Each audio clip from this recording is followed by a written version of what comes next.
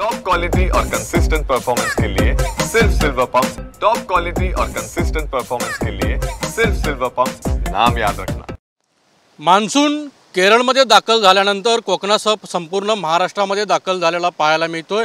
मी सध्या उभा जो आहे तो रत्नागिरीतील मांडवी समुद्रकिनारी आहे आणि या मांडवी समुद्रकिनारी जर पाहिला तर अक्षरशः लाटा देखील उसळायला देखील सुरुवात झालेली आहे आणि रत्नागिरी आणि सिंधुदुर्ग या दोन्ही जिल्ह्यामध्ये रात्री मुसळधार पाऊस कोसळतो आहे आणि सिंधुदुर्ग रत्नागिरी या जिल्ह्याला हवामान खात्याने ऑरेंज अलर्ट देखील जारी करण्यात आला आहे। त्यामुळे जिल्ह्याच्या अनेक ग्रामीण भागांमध्ये मुसळधार पाऊस कोसळतो आहे। जिल्ह्याच्या अनेक भागांमध्ये जनजीवन देखील विस्कळीत झालेले पाहायला मिळाले। नदी नाले देखील दुथडी भरून वाहताना पाहायला मिळत आहेत।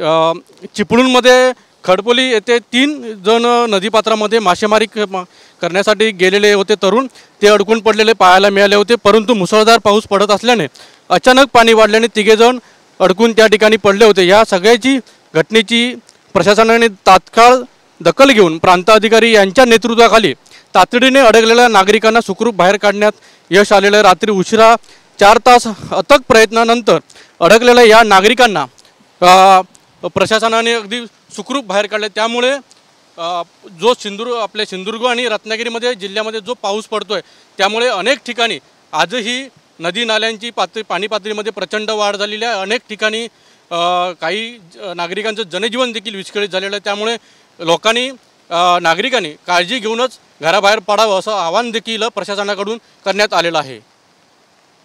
कॅमेरामन सुमित गजनेसह अनंत पाताडे, TV9 मराठी, रत्नागिरी।